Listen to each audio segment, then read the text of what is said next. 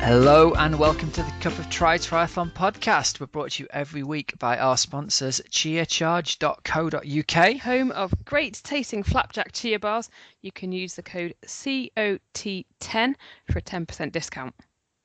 We've got also precisionhydration.com. They are leaders in triathlete sweat testing and sports hydration with multi-strength electrolytes that match how you sweat.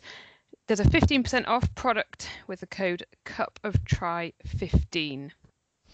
Perfect. And Team Oxygen Addict. That is online triathlon coaching featuring event-specific training plans and coaching support from the one and only Coach Rob Wilby.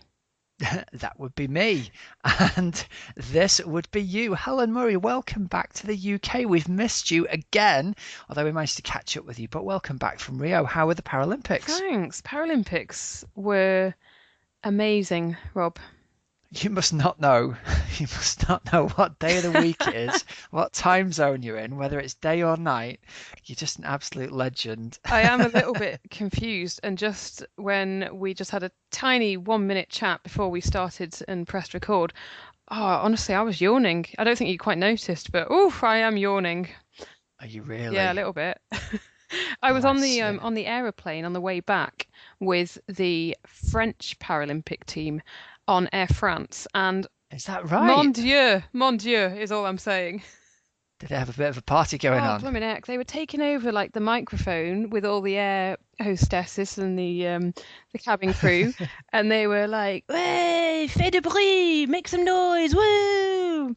So any non-member of the French team were just a bit like, "Oh, all right." Yeah, Merci. yeah, that's kind of fun for a few minutes, Yeah. but you could do without it the whole way back from Rio, couldn't you? The cabin crew were like wandering down the aisles, just giving little bits of applause here and there.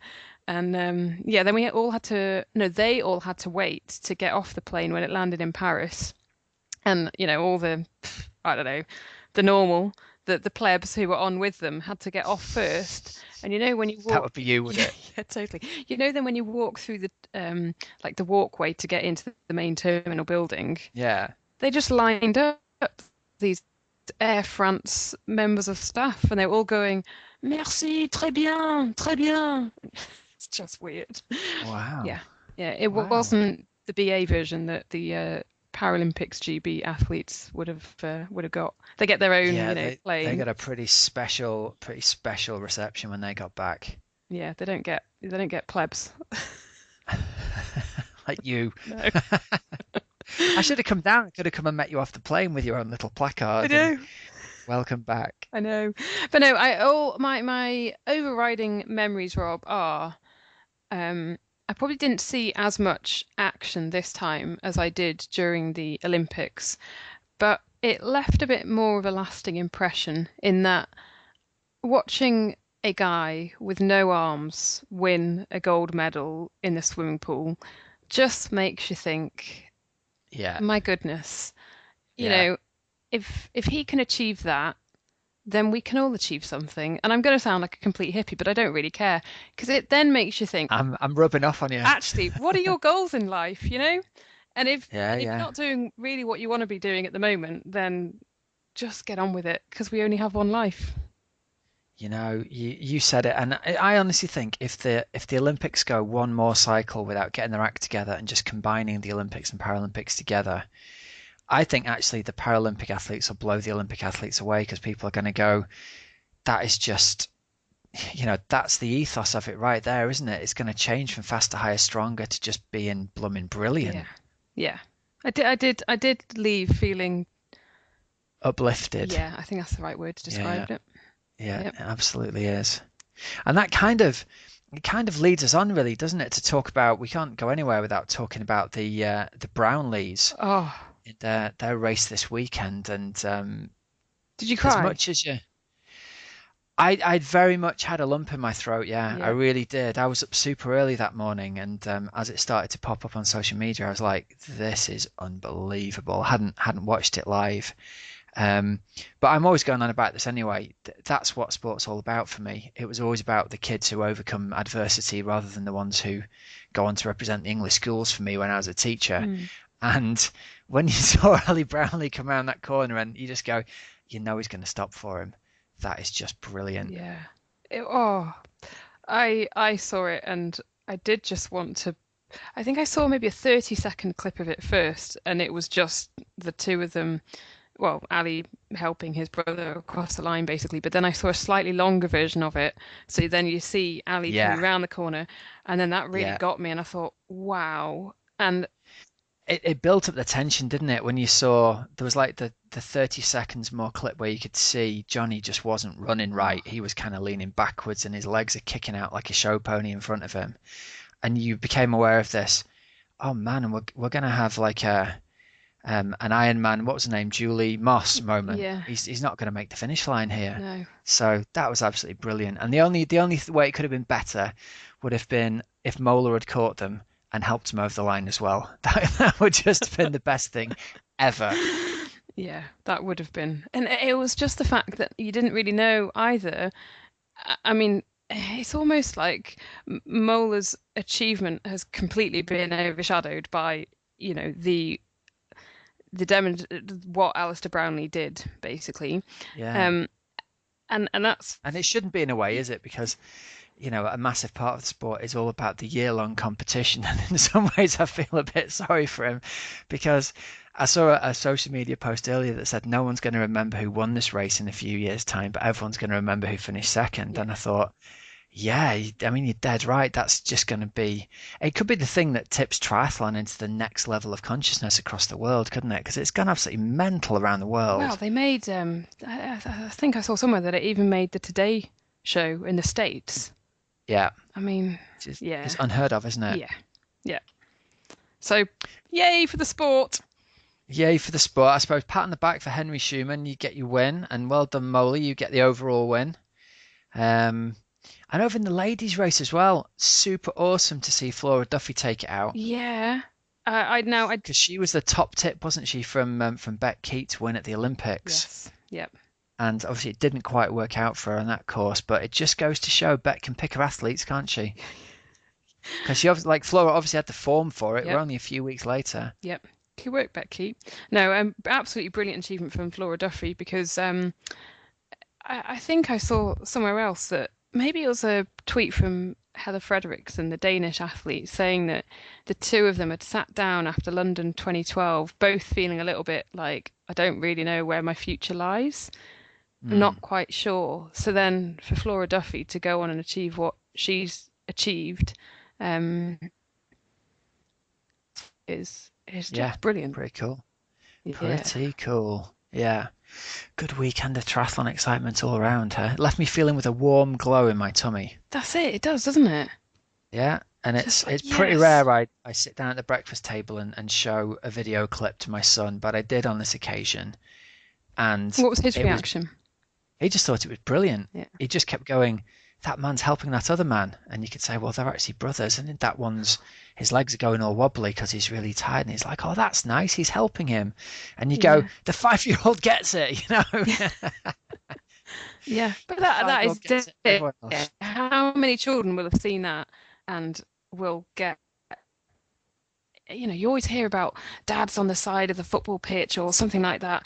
And actually, if kids can be inspired by the Brownlee brothers over the I'll past few tell you what, days, then that's great. if there's any school in the country that hasn't shown that in their assembly, then Mm. someone's missed a nailed on golden assembly moment right there. Forget what we had planned for having this video on. You don't have to do anything. Oh, so Oh true. man. So true. Yeah. So that's super awesome. And let's then head over next to Ironman Wales because obviously a little bit Brit centric this show, but Ironman Wales. If you are not from Great Britain, get yourself an entry to Ironman Wales because it's such a cool event. Rob, I don't want to admit it. There's a little bit of temptation. Oh, I'm not surprised. Me too. I was talking to one of the guys I coached today who was off to Kona and he was like, I was like, what are you going to do next year? And he said, well, this guy's had a 49-minute PB at Ironman Sweden this year, Right. and he was aiming for 9:30, which was like the stretch goal, and he went 9 hours 11. and got his Kona slot. So 49-minute PB. His PB was 10 hours on that course from last year. Oh, wow. And yeah, so like a staggering step up in performance. And he was like, well, I can't kind of face the level of commitment to go even faster than this and to like try and go sub 9. But I really fancy Ironman Wales, going to a hard course and beautiful. I was like, do it! That'd be awesome. I'll come and do it with you. And so the cycle begins again. Oh, yeah, there is a So there I is a think you might be up for it. there is a bit of temptation, No, I'm not definitely. surprised.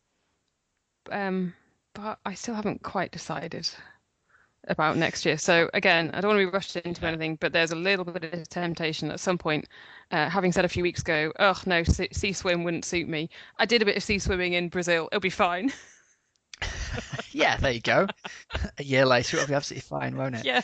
And this was the year for it as well because it was a fast swim. The Oh, water was flat. It was calm. It was a beautiful sort of calm morning, it looked with some stunning. startlingly quick swim times going on there. So, shall we?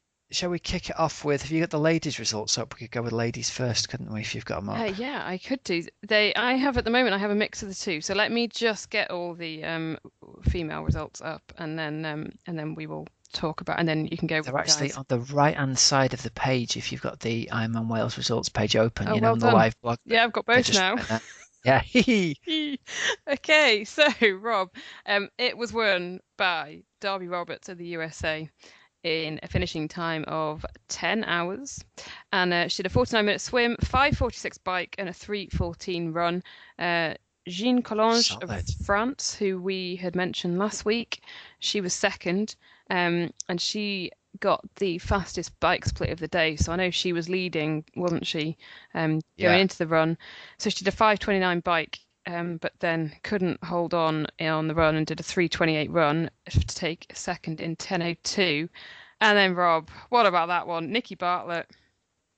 this is awesome because now we've got an excuse to get her back on the show for the 100th episode, haven't we?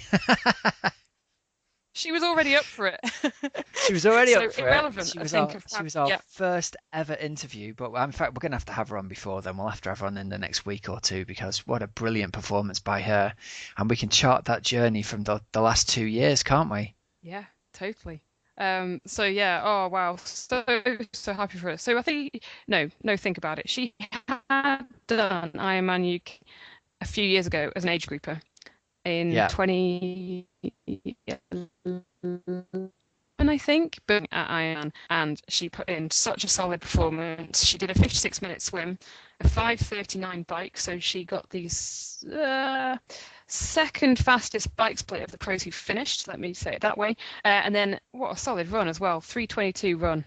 So she finished in 10:09. solid. Excellent. So happy for her. Good work. And we also had Kate Comber in fifth place as well. Yeah, we did. And another friend of the show, Rob, do you see Claire Shear Simmons got ninth female Oh, overall? awesome. Yeah. And second in Lovely. age group. Well done, Claire. Yeah. CSS pulls it out the bag. And she's qualified for Kona again, so Oh, God, she's fantastic. always in Kona, that girl, isn't she? Do some work, Sheer Simmons. Stop going to Kona. You're making the rest of us jealous. Oh, that's Oh, brilliant. Well, happy for her. That's a great performance. yeah. So then, Rob, what Good. about on the guys' side? Oh, on the guys' side, well, this has also worked out perfectly because I was hunting Phil Graves down over the last couple of weeks when I heard he was making a return, and we've got an interview lined up. So we should have him on the show next week if everything goes to Yes. plan with the interview in a couple of days' time. So we were Facebook messaging back and forth, and I was like, "Come on, commit to it. Do the interview after I'm on Wales." He's like, "Well, all right, but only if the race goes well." And I was like, "Oh, come on, Phil." And so, what a performance from Phil! I was reading his blog post today that Try 24/7 put up, and as we all know, he's had terrible, terrible injury problems over the past probably 5 or 6 years, ever since he won Ironman UK, as he was like the youngest ever winner worldwide of an Ironman race. Mm, That was 7 years ago, I mm. think.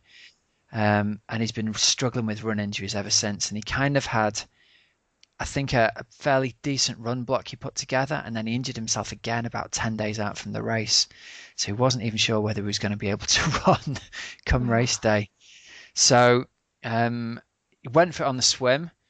So a really fast swim from him. I think he was second out the water, maybe. yeah, that's right. But Just very, by very close. second. That's right, just on the heels of Daniel Niederreiter. And then he just went out and laid it down on the bike with a 5:01 bike split. I think him and Dan Niederreiter sort of rode together for about the first 25 miles, and then Phil just laid it out there. So he got off the bike with a pretty solid lead. I think he had 5 or 6 minutes over Mark Juleson from Germany. And unfortunately for Phil, that little lack of run training just kind of caught up with him. I think he got caught at about the 33 or 34k mark, but really battled on. Like he held the gap at 10 to 15 seconds for a few k, and then the last few k realised, this guy was going to hold on for it, and the gap blew up to about a minute and a half at the end. So Mark Juleson takes it out in 9:01. Phil Graves holds on for second in 9:02, and also brilliantly in third place, Nick Baldwin from the Seychelles, who we had on the show last year, and we'll have to get him back on as well. That's like the breakthrough race for Nick, isn't it? The third place. So. Yeah, yeah. I Really, think, did he really come good. fourth a few years ago, Rob, there? I think so. It was fourth or fifth, wasn't Yeah, it? yeah. So Yeah, so great to see him up on that podium. yeah, for sure, because he did, and he had a great swim, 47-minute swim, and then he did a Well, that five just goes to five. show, doesn't it? Because do you remember we were talking with him about Yeah, him improving his swimming? He was working with Paul from Swim Smooth down in Perth. yep, So to get to within, what's that, a minute and a half of Phil Graves, that's amazing, isn't it? yeah, exactly. Well spotted. Yep, awesome work. Nick Baldwin, well done, mate. Yeah, and then he did a 5:05 bike, which again was right up there with he's Yeah, second fastest second bike split. fastest. Yeah, Yep, and then a 3:07 run. So brilliant to hold on for third, 9:07. great stuff. Good work, Nick. Right, we'll have him down as well. We'll hunt him down. Let's have the next few weeks as being like Ironman Wales specials, shall we? Leading up to Kona. That'd be cool. How many We've weeks got a, before we've Kona? got a few, we've got lots of specials, Rob. We've got Paralympic specials, Ironman Wales Yeah, specials, yeah, we have. bit of Kona Hopefully some Kona. specials. Yeah, we've got some Kona specials lined up. I'm not going to say too much. Although I will say this. How's this for a bit of gold? I tipped Lucy Gossage to get on the podium at Kona. She was my God, I hope she just pulls one out the bag Nice. tip. She emailed me and said, I'm telling you now, if I make the podium, I'll pay for you to fly out to Kona next year. So I've got that in writing. So come on, Lucy. Let's get all the show supporters willing Lucy onto the finish line. So bless her, she's battling to recover from that collarbone injury still, but she's going to be there. I love it. Love Yeah, it. she's a legend. Oh, brilliant. Absolutely Good fantastic. stuff.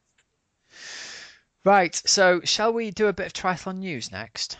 Yeah, let's do that. And the big news out, which has come out just over the past couple of days, Rob, is that a Ryder Cup sort of event is going to be coming to triathlon. Yeah, so this is on the back of the what used to be the Pro Triathlete Union have turned into the Pro Triathlete Organization, is it now? The PTO? Mm. Yeah, Professional Triathletes Organization.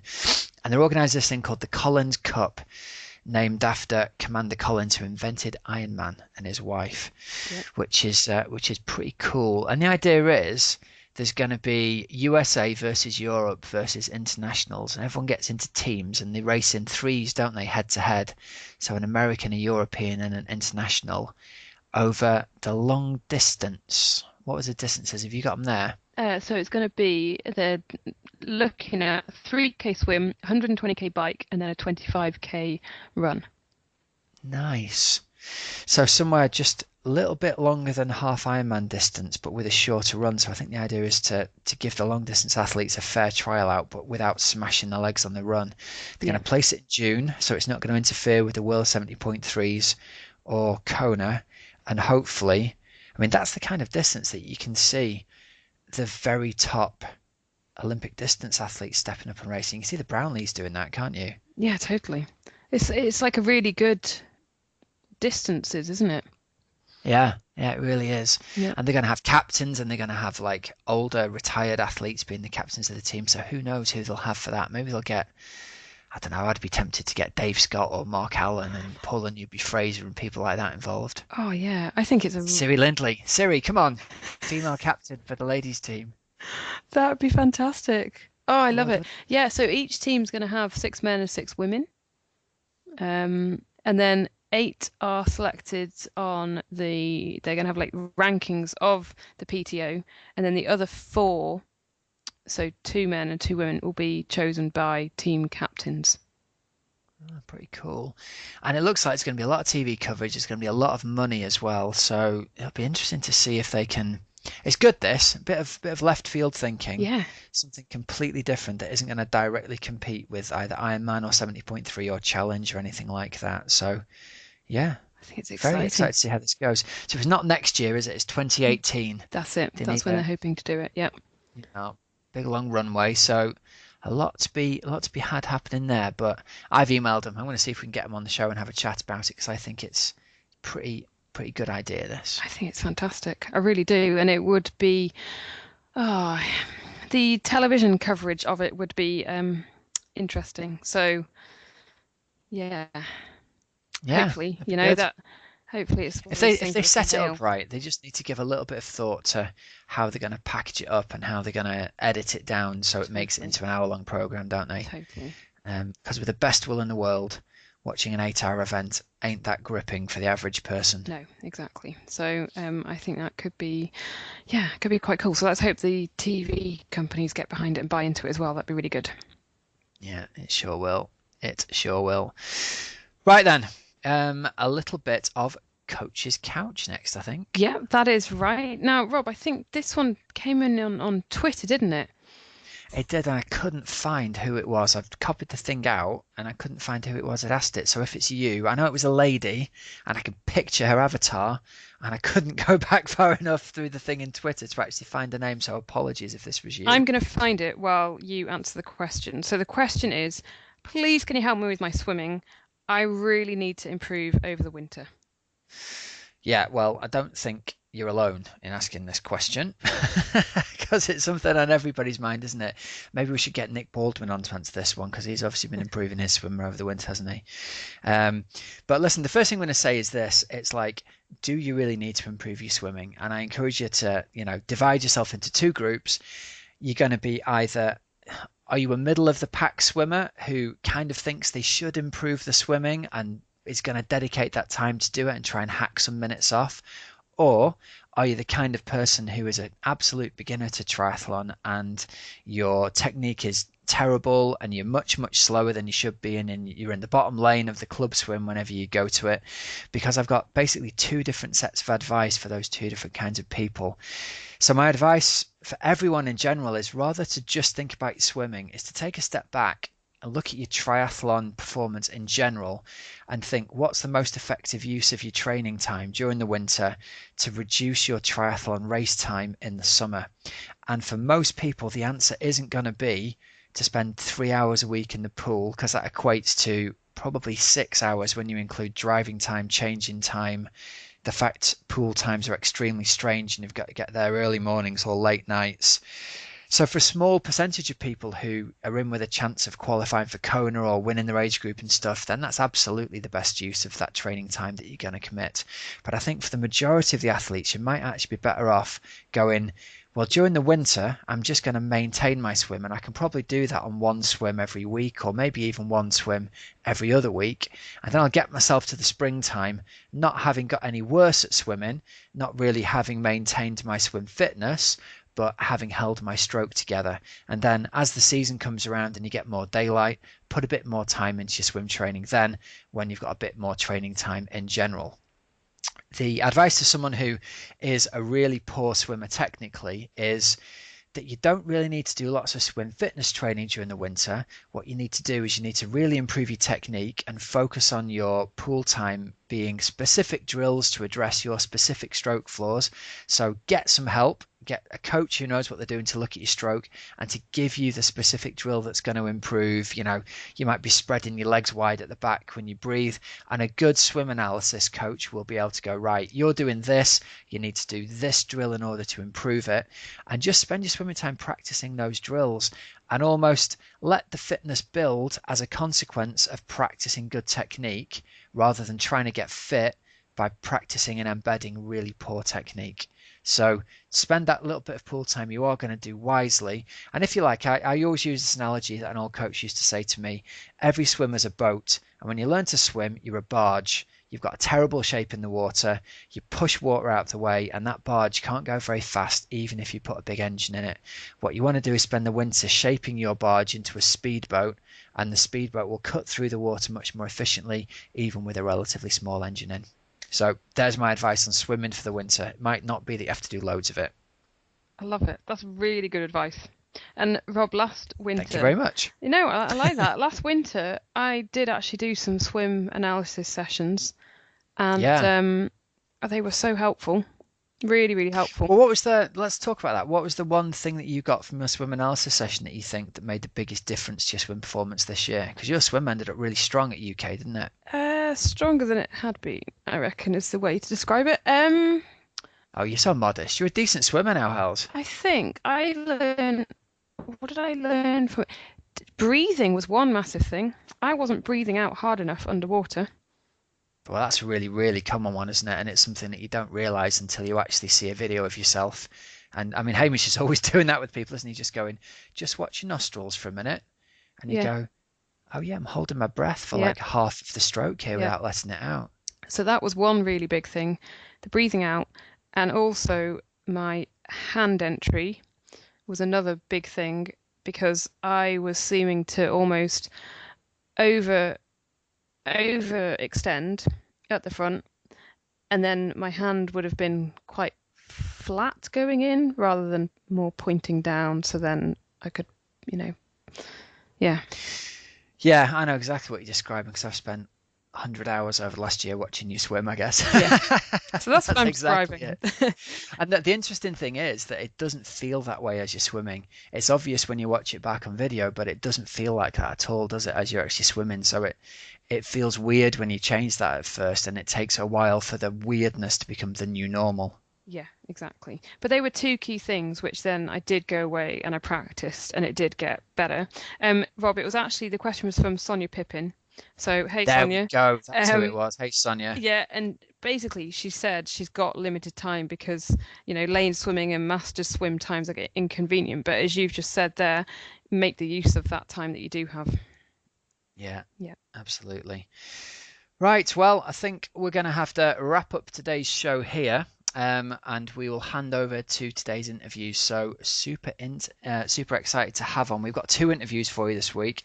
The first interview is with new World 70.3 champion from the UK, Holly Lawrence. We managed to catch up with her and get all the stories about her race down in Australia. So we'll hand over to Holly, and then after that, we're going to have an interview with Helen Webster, who you might know the name of. She's the editor of 220, and she was lucky enough to get out over to race in Sweden at the Otelo event, or Ötelö. I've been taught it's pronounced Hells. Fantastic. That'd be really cool to So listen to.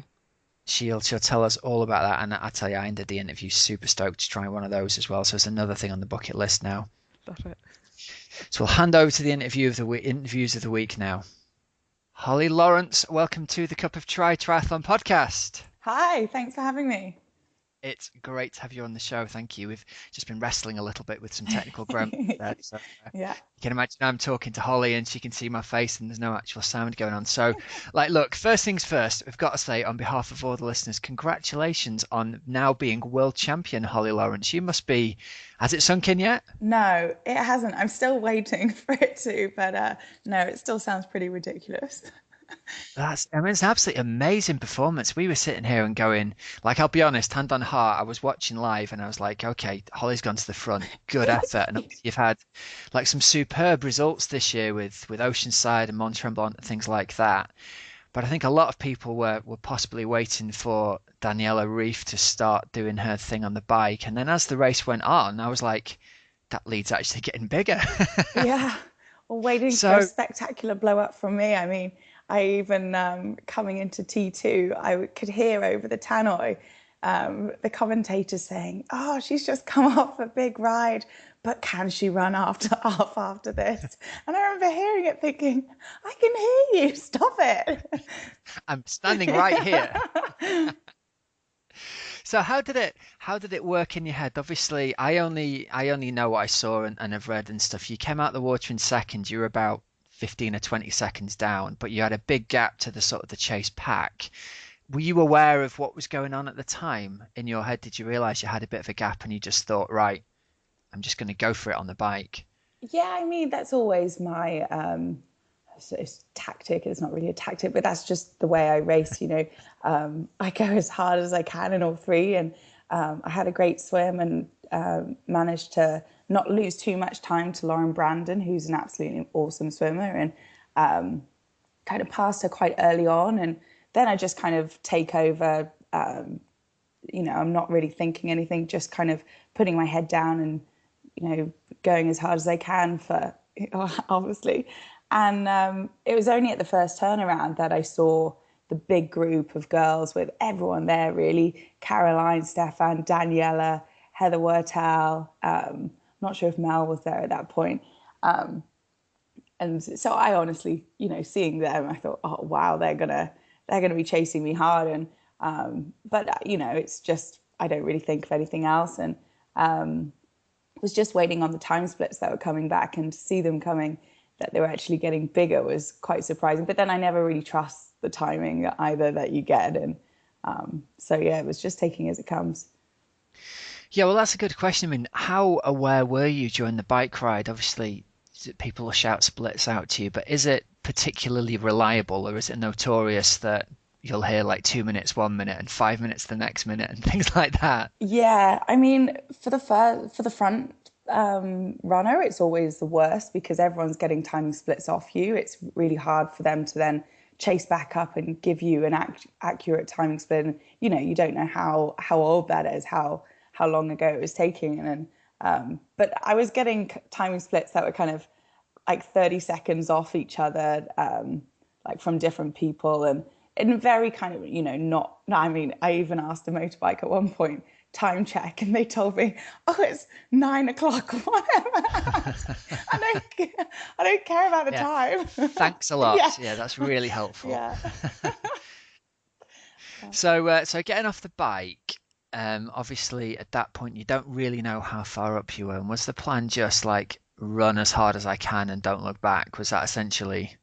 Because it looked like you just went for it, you know? That's how it looked anyway. Is that how it felt? Yeah, just I just wanted to stay strong, and I mean, I was the whole time almost getting myself prepared that the gap is going to totally go. I'm going to be overtaken at some point, and I need something left in the tank to possibly have a sprint finish, or I don't know what was going to happen, but I knew, seeing Mel and even the people that were kind of giving me updates or anything were saying, oh, she's going really fast, and and you think, oh, it's coming, and even when there was a crossover and I'm doubling back and we're all seeing each other, and I do my typical look as composed as I can, make it look like I'm totally in control when I was totally not. But yeah. So I mean, coming off the bike in that position, was Mel Hauschild the person you were most aware of? I won't say afraid of, but was she the person who you were thinking, well, this is going to come down to someone who's going to run really hard like Mel?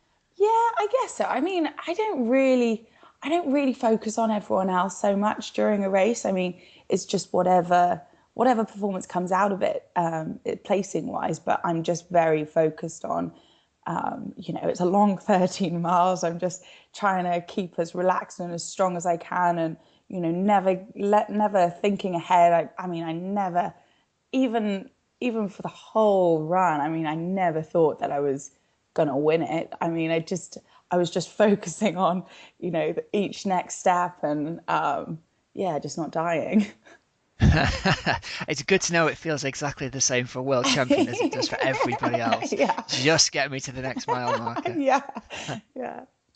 And did you have a point when you realized you were going to win it? Was there a point like maybe before the finishing straight, but did you realize like I've got a couple of minutes here still, I'm actually going to win this thing? In most of my other races this year, when I've had a win and it's been over quite a big margin, I've felt that quite early on, kind of like on the second half. and I get those kind of goosebumps, and it kind of really like pulls me home a little bit. But I never, even I was asking the motorbikes, shouting, "Can you see anyone? Can you see anyone?" And I honestly, even going through the finishing shoot, I did not waste any time. I wasn't clapping any hands. I just wanted to get that tape and go, "It's mine." Now, with the race being in Australia and obviously Mel being Australian, did you feel there was I mean, we're all aware of like the home advantage kind of thing. Was there any kind of feeling of people rooting for the Australian to catch you, do you think, or was it just were you not aware of any of that? No, I wasn't aware of that at all. I mean, I actually was aware of I think there were a lot of British people there. I'm not sure if they were there on holiday or what, but there was a lot of British accents. And there were a lot of Australians because I was called mate by nearly everyone. But yeah, I mean, no, I didn't feel like I wasn't being supported or there was clearly another favorite. No, not at all. Yeah. Oh, that's really cool. Hey, right. Well, listen. Let's go back a little bit because I'm a massive fan of finding out people's backstory and how you ended up here, having established you are now the world 70.3 champion, which we'll say again Yeah, because yeah, that's just a keep nice thing to be saying able it. to. Yeah, yeah. But at some point, you were probably just a 16-year-old exercise junkie, like a lot of girls in high school. So, can you talk us through the path that got you, firstly got you into triathlon, and then how you got from there to be world champion? Yeah, so I grew up kind of put into every sport. I'm a triplet, and our parents put us into, Really? yeah.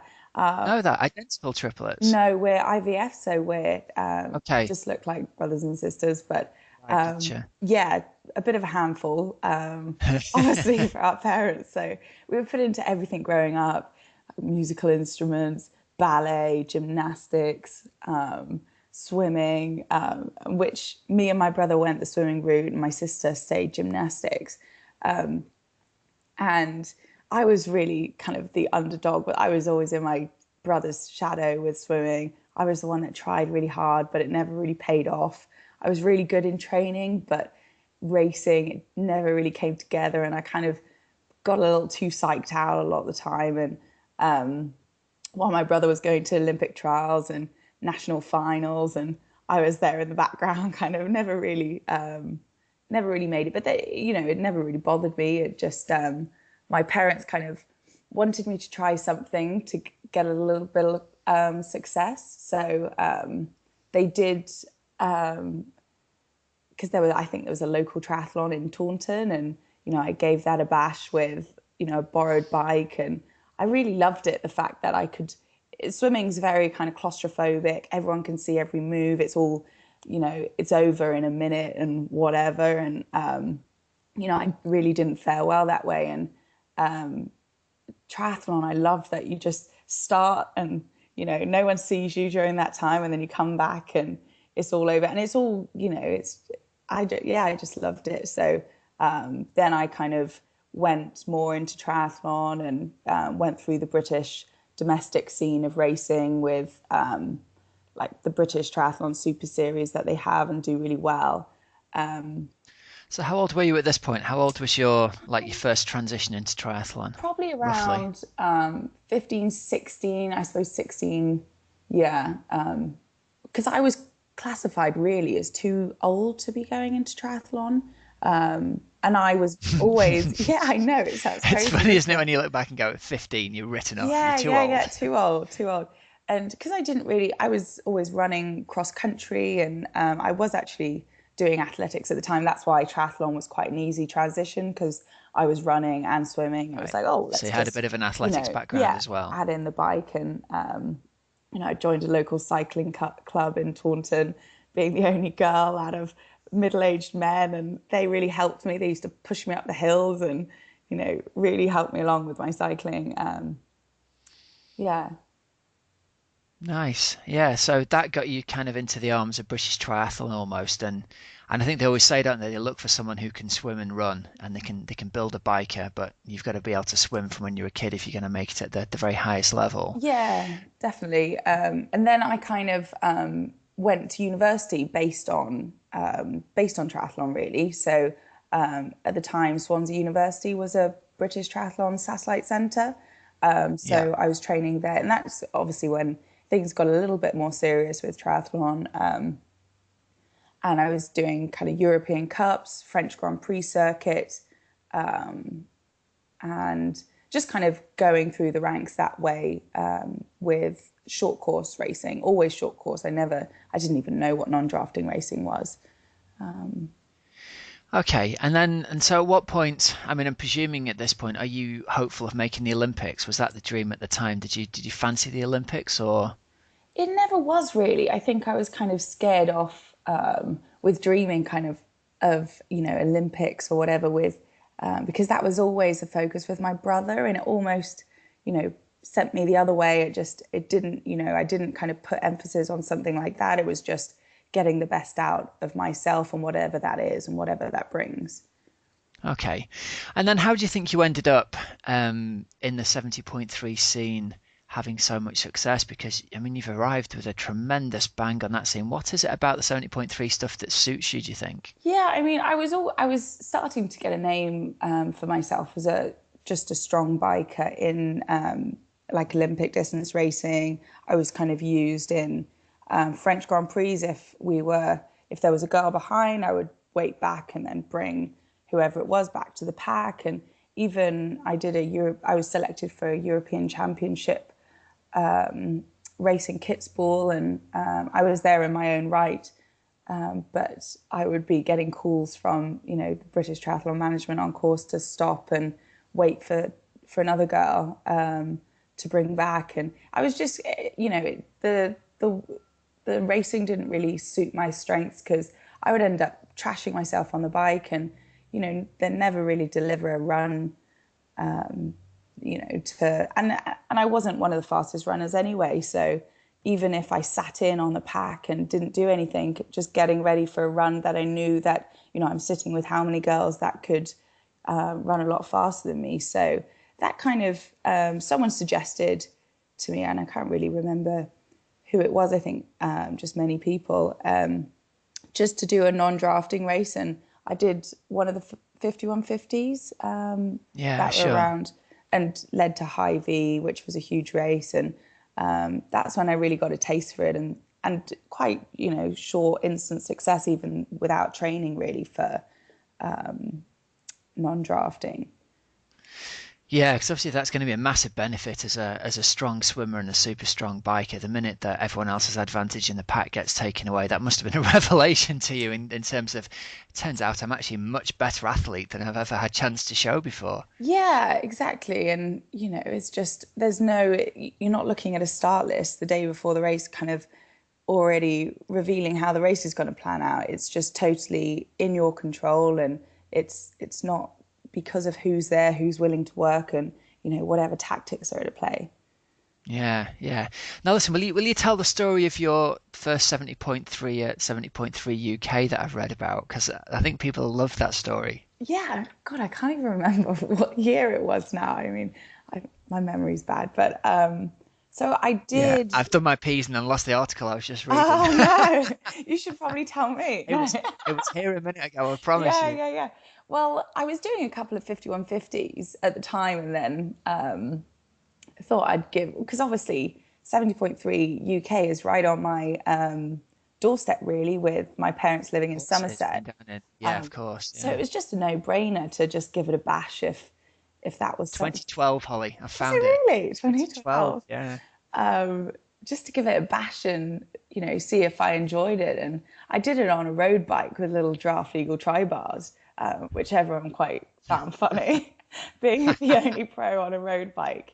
And I remember being, I did over 10 years younger than the next girl racing. And yeah, I remember thinking, God, this is a civilized swim. I'm not getting knocked and beaten around. And, I had my own water, and coming out with, the mid pack of the men probably with in the swim, because, notoriously being like a little bit weaker swimmers. And just loving the bike course. And I remember thinking it was the longest thing I've ever done. And the run was just 3 laps of a grueling, quite hilly run course anyway. And I remember I didn't even look at the run course because I just presumed, oh, look, it's a lake. It was just going to be around the lake, so it's going to be flat, which if anyone knows Wimbledon, it is anything but flat. I mean, I don't think there's one flat section in it. There's not a single flat 100 No, meters on that whole course, is no. there? It's And it's all up or down muddy and, through savage fields and downhill and yeah. yeah. Um, but yeah, it was just, I mean, I came, did I come fourth? Yeah, I did. Thanks for Did that. you came fourth? Yeah, I came fourth and yeah, it was just great. And but I do remember saying, I'm never doing that again. That was so hard afterwards. But quickly, looking into doing my next one, like many other out there. Yeah. It's funny. I think the "I'm never doing this again" refrain goes through. I remember my first Ironman. Chris McCormack won out in Australia, and at the presentation dinner, he said, "I remember thinking at the 30-kilometer mark, he's giving this big speech to everyone. Remember how bad this feels? You are never doing another one of these ever again. Just get to the finish line." And again, it's great to hear that the world champion goes through the same mental feelings that everybody Yeah, else does. totally. Yeah. So that was, I mean, 2012, it's not that long ago, is it really? You've had a 4-year cycle to go from first ever 70.3 on your parents' doorstep to being the world champion over that event. Yeah. And the event has massively grown in stature since then as well. The 70.3 worlds are now, viewed on an equal footing as Kona. It's a massive, massive event where even 4 years ago, I think it was the aperitif to the main event almost. And that certainly isn't the case anymore. No, no, not at all. It's been, growing at an alarming rate. But also, so the year after that, I went back to just doing totally a year of drafting again because it was the year of Commonwealths, which because I was living in Wales for 6 years, I qualified as Welsh under residency, and yeah, so I wasn't allowed to do any non-drafting races that year. So I went totally back to yeah, drafting racing. Wow. Okay. And so, look, I mean, I've got to ask you now. Probably you haven't had a chance for your feet to touch the ground yet, but what comes next for you from this point on? I mean, you obviously went from the world champs straight to Beijing to that big Olympic distance race they had there, which you won again. Yeah. So to say you're in a bit of a purple patch of the moment of form is understating it, isn't it? Yeah, I mean, I had a crash in Beijing, so Did you hit a dog? Is that right? yeah, I did, and I love animals before anyone says But anything. not that one. No, it was a stray dog, and it just shot out of nowhere and ran across the road, and I was, banging on my brakes to try and slow down. I think it must have slowed down as well, and we kind of nudged each other. I mean, the dog ran off, so I'm sure it was fine. But yeah, I hit the ground hard, and I've got a lot of road rash and yeah, a bit banged up. But yeah, but I still won, so that got quickly quickly forgotten. Doesn't hurt as much No, if you've got oh, the it victory didn't. It check didn't. and No. a business class flight home. I know. So yeah, I'm actually doing the Island House race next. Oh, nice. Yeah, That's the prize in itself, isn't it? Getting invited to that one. totally. I mean, who doesn't want to go to the Bahamas? I've never been, and it's going to be an awesome holiday if nothing else. So Right, so listen, talk us through that because Helen and we reported on this last year a little bit because we only knew what we read about it and we were going, this just looks like the best gig. Like all the best triathletes get invited there. And yeah. for the listeners, explain what the deal is with that. So yeah, so this year I think last year it was a lot smaller field, but this year there's 20 athletes there, and it's over 3 days. And so it's kind of like an elimination race. The first day is a prologue. I think it's sprint distance. I do need to check up on this. But it's Are you just going for the holiday? I totally no. I shouldn't say that. No, I have to be aware that I'm speaking to a lot of people. No. And then so the first day is a prologue. So separate swim, time trial, separate bike, separate run. Then we're all at kind of staggered, depending on that time difference, for the next day, which is a sprint. And then if you, in the top 10, you get through to the next day. And then there's a sprint race. So, yeah, I mean, it's going to be a bag of fun and racing people that have never raced. I mean, Gwen's on the start list, probably Flora, and yeah, so a mix of super fast ITU girls and us long Awesome. distance folks. So, yeah, it's just going to be fun. And in the Bahamas, so I can't wait. Oh, what a brilliant idea from them, the mix of getting pro athletes there and having a bit of fun and a holiday at the end of the season. You just can't beat it, can you? Definitely, definitely. Right, so I've got to ask you the Ironman question. Oh God, I've got to every ask it you. time, I'm every really time. sorry, but I've No, got to ask it. Come on. As if 70.3 isn't enough. no, I honestly can't think of anything worse. No, I can't. Like eventually, I'm sure I will feel differently, but for now, like I really haven't done what I can do in the 70.3 distance, and it is a heck of a long way, even 70.3 distance alone. So I have no intentions in the near future to go to full distance. Okay, that's an honest answer. I like that. Yeah. But okay, so answer this one from another point of view. It's obviously, I imagine it must be very hard for you as reigning 70.3 world champion because it's not like you can just wander into the local Ironman and there's no pressure or expectation. Because obviously that's going to bring with it a certain new level of, pressure and things like that, or expectation certainly. But is there a little part of you that kind of wonders, as a person who's spent the life doing endurance exercise, is there a little part of you that wonders about Ironman and thinks, well, I do quite fancy seeing if I can do one of those? Is that part of your mental makeup, or are you genuinely thinking you're all completely crackers and I've got Yeah, no I interest? mean, no one's told me yet that I can't do it. And generally, if someone told me I can't do it, I'll be like, right, okay, I'll prove them wrong. So please don't tell me that, anyone. But I mean, I'm sure there'll be a point in time where I'll kind of fancy giving it a crack. But at the moment, there's far too much alone time for me. I mean, it's a long, long day. I mean, if you could do it Yeah. in pairs, maybe, and have a little chat and whatever. But no, no, Do you know that the first 70.3 I ever did, I entered with a mate of mine on a drunken bet, and he said, "I'm doing this thing. You should come and do it with me as well." And I said, "Yeah, yeah, all right then."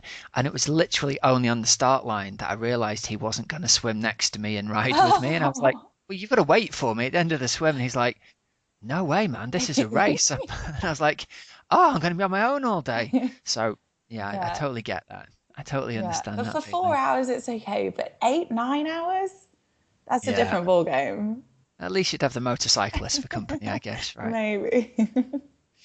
All right, so in terms of, let's ask you a little bit about training. In terms of that, basically, what can we learn from you? How have you managed to get obviously you swam as a kid, so you're swimming at a high level, but what have you done to turn your biking into like the biggest weapon in 70.3 racing? Yeah, so biking wise, I was always kind of considered a strong biker, but suppose things really changed when I started working with Train Sharp, which are cycling coaching company in the UK.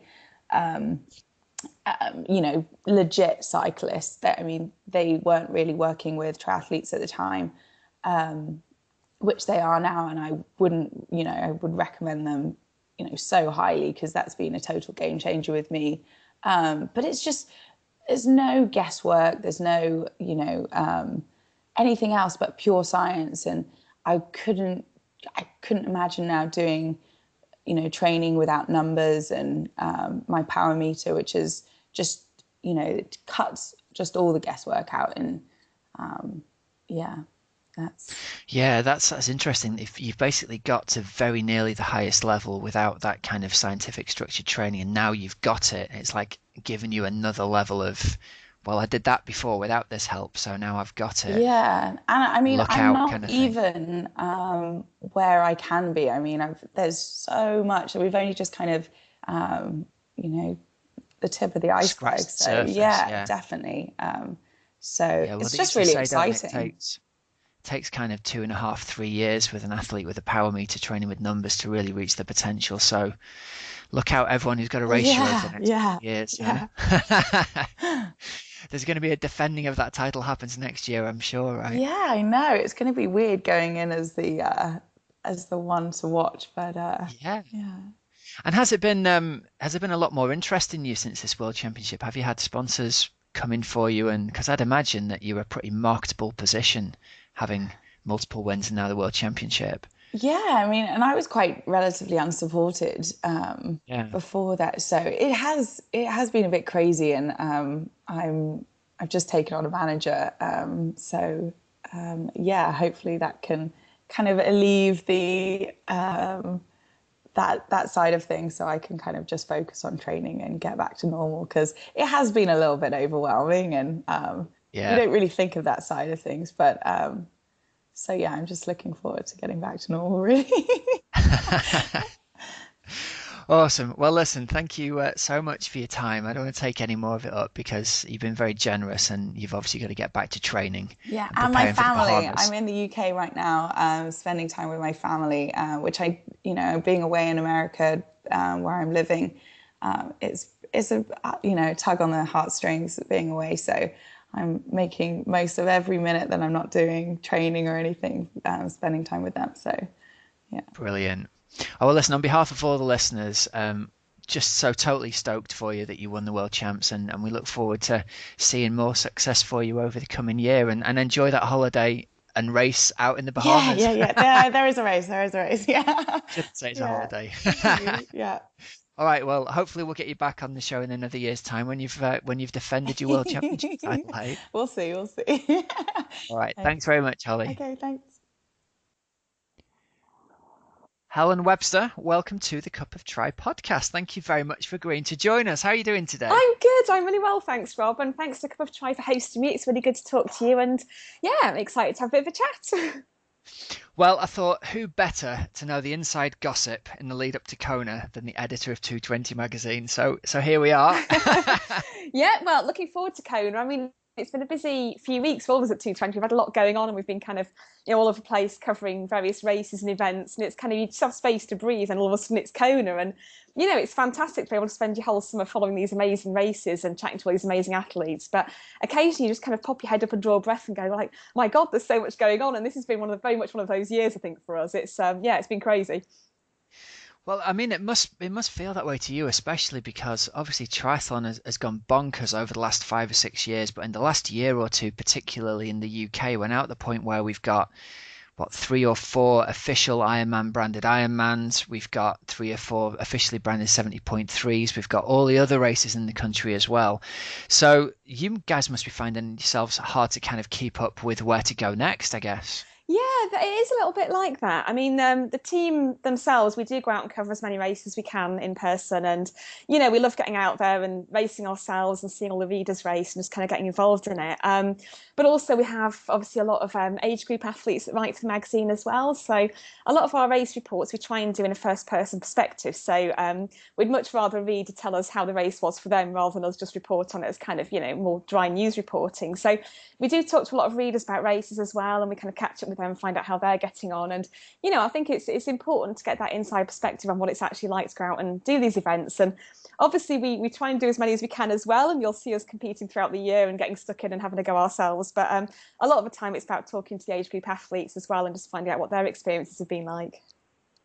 So one thing I want to get right on and ask you about is I saw on Twitter that recently you got to go over and take part in the O race in Sweden. Yes. So I've got to ask you about that. Was it as good as it looked in the pictures? Oh, you know what? That whole race series is absolutely mind blowing, and it's been quite an interesting journey for me, really, with it. I mean, I went out to the World Championship race in Sweden this time last year, and it was just pure kind of chance, really, because I'd been tweeting a little bit about it and kind of going, my God, there's this Swedish race series. It looks absolutely amazing. And what's this all about? And the organisers got in touch with me and they just said, well, why don't you come over and see it and experience it for yourself? So that was 2015. And I went out there and just followed the race and, spent this crazy couple of days kind of running around islands with all these amazing athletes and just being kind of completely blown away by I think both the endurance, I mean, that race itself, it's the World Championship race, it's 75 kilometres, and you're spending up to kind of 14 hours racing across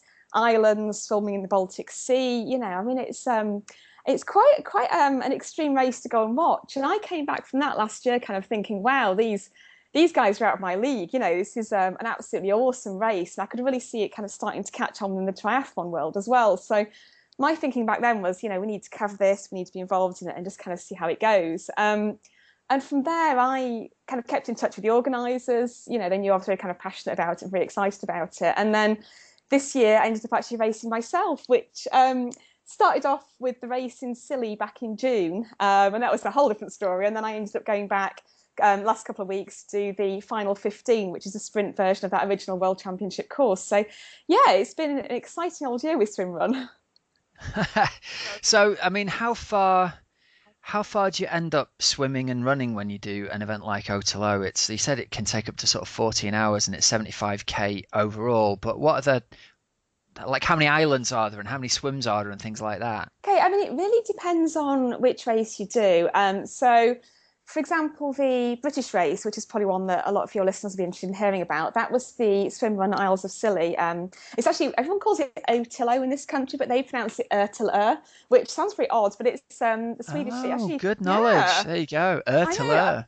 And I always feel We've learned something. I love it, Helen. Well done. A bit of education. People look at you a bit funny though when you kind of call it Ertelö, but I bet that's how you pronounce it. But it's like when you say challenge rote, isn't it? Yeah. Go, what? It's Roth, and you go, no, it's actually pronounced. You feel like a right chum. Yeah, that's it. But yeah, it means island to island in Swedish. So there you go. Sure. But yeah, the race in the Scilly Isles, the total distance for that was 37.5 kilometres, and within that there was 7.5 kilometres of swimming. So it is quite a bit, and it felt like quite a long race. I completed it with my partner in a little over 8 hours, so it's quite a long time.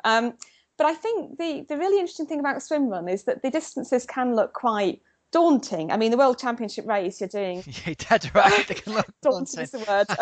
Yeah, the World Championship race you're doing 65k of running, and it's tough running. It's kind of proper hardcore trails and scampering across rocks and up kind of sheer boulders and all this sort of stuff, and 10k of swimming in quite choppy, tough sea conditions. So the distances do look quite extreme. But actually, what's interesting about swim run is because you're constantly chopping and changing between swimming and running, you're constantly kind of varying what you're doing, and there is an element of swimming will let you rest your legs. You can use pull buoys, you can use paddles, so you can kind of help yourself a little bit in the swim, and that rests your legs, and also the cold water helps just kind of refresh you and psych you up for the next run almost. So the constant variance between swim and run really helps. In terms of the distances, I mean they vary. The big World Championship race, the longest swim, top of my head, is 1700 meters, but it's quite a tough swim. So it's not crazy super long distances, but it is crazy super long distances on foot. And I guess, so do you have to swim in your run shoes, or do you take them off and put them in a little backpack, or how does that work? Some people do take them off, but the majority keep them on. So most people will swim and run in all the kit they're going to use for the whole day. So you're wearing a special... As if it wasn't challenging enough already. Running in a wetsuit for 65k. Well, the kit is actually a really fascinating part of this sport, because I think it's a real mix of companies are just starting to wake up now to the commercial opportunities there. So you've got wetsuit brands producing special wetsuits for swim run, which is really exciting. But also you've got a lot of people producing their own kit and experimenting and being a little bit maverick with it. So you've got people making homemade flotation devices, and kind of taping pull buoys together to make extra long pull buoys, and using empty water bottles for flotation. So there is a lot of experimentation. I think there's still a lot of learning to be done around kit choices. For example, which run shoes you use. So which is the best run shoe for running but also swimming, which is the best run shoe for very slippery rocks but also quite tough trails. And you've got to think about some elements of comfort as well, because you're out there for a long time, and you need to be relatively comfortable, I would say. I mean, I've Yeah, had some you got to chafing be myself, comfortable being. but I was going to say, is there a chafing issue? Because I wouldn't fancy going particularly much further than from my car to the lake in my wetsuit.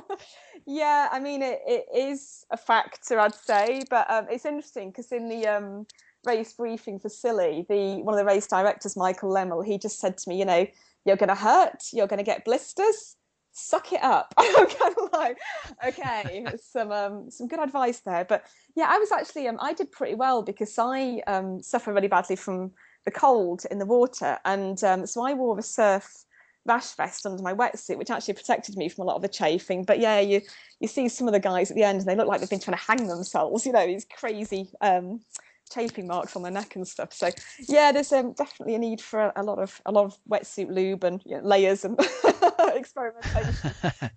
So would you go back? That's the question. Would you go back and try and do it again and qualify for the super long race at Ertele? You know what? I would absolutely love to. And I'm actually going back at the end of October to do the Thousand Lakes race, which is 45 kilometres. I'm doing that with Joran, who was my race partner in Silly, and he's a really great guy. He's already completed the World Championship course 4 times. So he's really experienced. So we're going back to do Germany at the end of October. And my goal for that is to train a little bit more and, try and kind of really experiment with the kit and just, do a little bit better than Silly, because Silly, I only had 10 days notice that I was racing it. So it was a little bit kind of, turn up on the start line and hope for the best.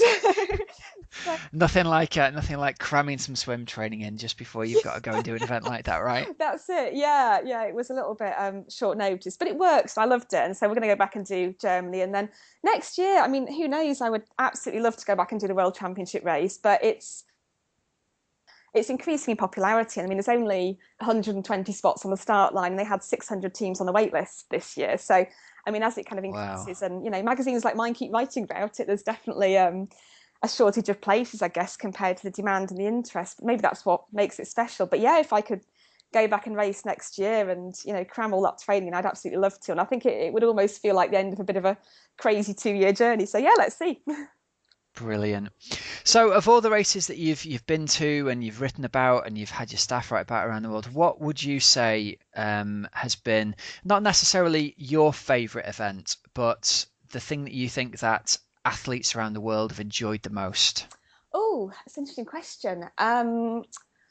For me, Well, it can be your yeah. favourite event if you like. Yeah. My favourite event, I mean, the swim run thing over the last year has really kind of got under my skin, I guess. And because it is very different to triathlon, you're moving through nature quite a lot. So you're experiencing amazing both open water swimming and forest trails and nature. And you're racing with somebody as well, which makes it really special. So it's quite an intense, I'd say emotional, crazy experience. So that over the last year has been really special to me. In general, I would say the races that I enjoy, it's really a mix between the ones where you have amazing scenery. So, for example, I did the Spetsathlon in Greece earlier in the year, which, it's not the biggest race in the world, but in terms of the sort of conditions that you're racing, I mean, it's a beautiful sea swim off an island in Greece, and then you're cycling around this tiny little island, but you're seeing the whole island. So you've got these amazing panoramic views down across the sea and then pine forest to the side of you, and it's just absolutely stunning.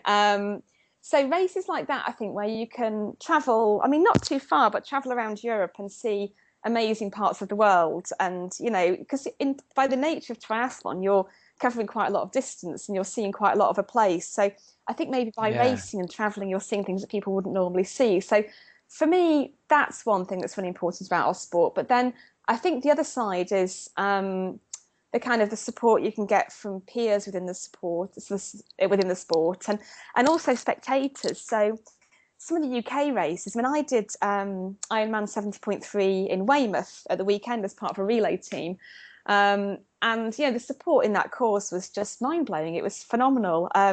To run laps up and down Weymouth seafront and have hundreds of people literally jumping up and down, cheering, waving placards at you, high-fiving. I mean, I'm terrible in racing. I don't really have a race face. I'm not very good at kind of focusing and getting on with that. I'm more of a kind of, high-fiving all the kids and, smiling at people and laughing and getting involved and, really enjoying the experience. And for me, I'm never going to win anything. So I kind of I like to just be in the moment. And having great crowd support, which is one of the things that the UK does best, is really important, I think. And I think a lot of triathletes really kind of feed off that as well. And especially at long distance, when you're out there doing an Ironman, you know, having some kid shouting your name off your bib, or, you know, waving some jelly babies at you, you know, you can't beat that in terms of giving you that little morale lift and spurring you on for the last kind of, well, the next 5 minutes maybe, rather than the last 5 minutes.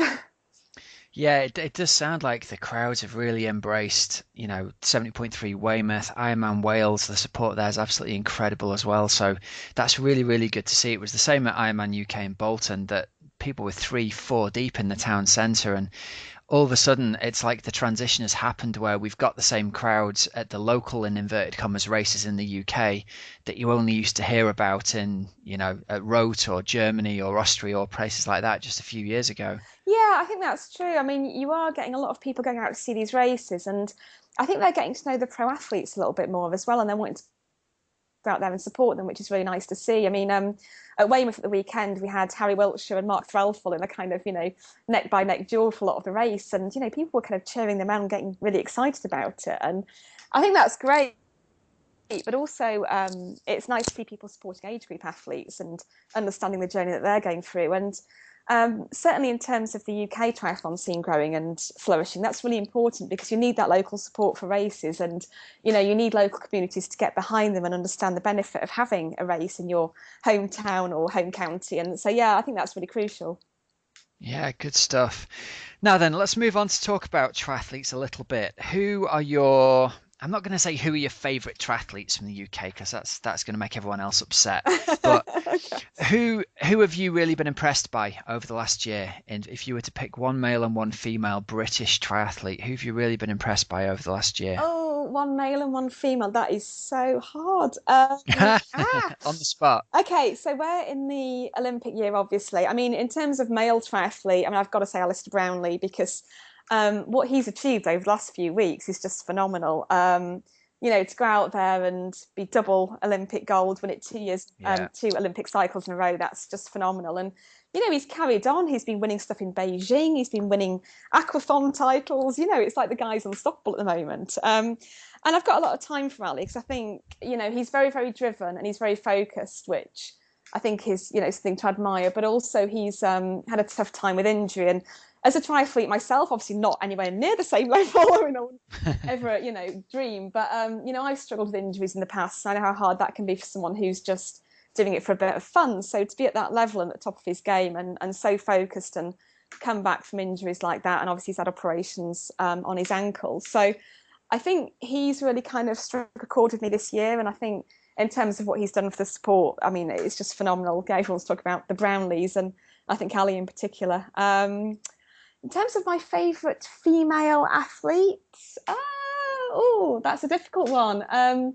I mean, it's really hard for me to choose between Non Stanford and Vicky Holland, because they've just both had fantastic years. And Yeah, haven't they? I'll let you have them both. How about that? too. That's You can have them together. They can be like the housemate, the buy one get one free option. Yeah, that's nice actually. They get kind of double billing here rather than just missing out both getting a medal in Rio. So that makes me a lot happier. Yeah.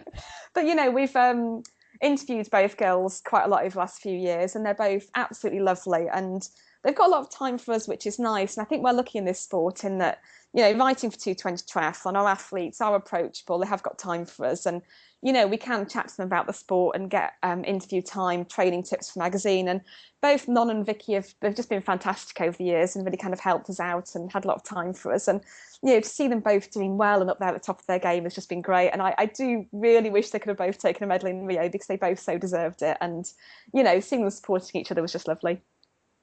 Yeah, it was great, wasn't it? Seeing them come down together, and you were just thinking, "Oh, let them share the medal. Yeah. Don't make him sprint for it." That's it. Yeah, it was one of those kind of real heart in the mouth moments. I know we had Matt, our features editor, was out in Rio covering it for us, and he said the same thing, that it was just everyone was kind of like holding their breath watching that kind of last sprint for the finish. So yeah, just a phenomenal race. But yeah, both girls great. Bless. And who would you say, who was your favourite interview that you've ever done with in your time as editor? My favourite interview that I've ever done. I probably would have to say Dave Scott, who people that know me well would know is one of my heroes. But we did a couple of days last year in conjunction with Hoob, where we invited readers up to come and have the opportunity to spend a couple of days training with Dave Scott, which, you know, to be able to have that chance to go and train with a 6 times world Ironman champ who's come all the way over from America to, you know, help some of our readers with their swim coaching was, you know, it's something quite special. And he's just an absolute mine of triathlon information and stories and training advice. And he's got some great stories. I mean, you know, talking about Iron War and his kind of career in triathlon is one side of it, but he's also he's still phenomenally passionate about helping triathletes achieve their best. And at heart, he's a true coach. You know, he just wants to help people perform and do well. And, you know, you chat to him and he'd give you kind of reams and reams of training tips and advice. And he's kind of making you get up and do exercises yourself and instruct you on how to do stuff. And yeah, I learned a lot from interviewing him. And it was just really kind of good of him to give us so much time, and, you know, to spend 2 days with our readers was just fantastic. So we're very grateful for that. And I think a lot of readers got a lot from it as well, which is good. So yeah. He is a legend. I would absolutely love to get him on the show. He would be my like top 3 dream list of people to ever interview ever. I know exactly where you're coming from. He was in fact, I think watching him, do you remember Trans World Sport that used to be on like a Sunday morning on Channel 4?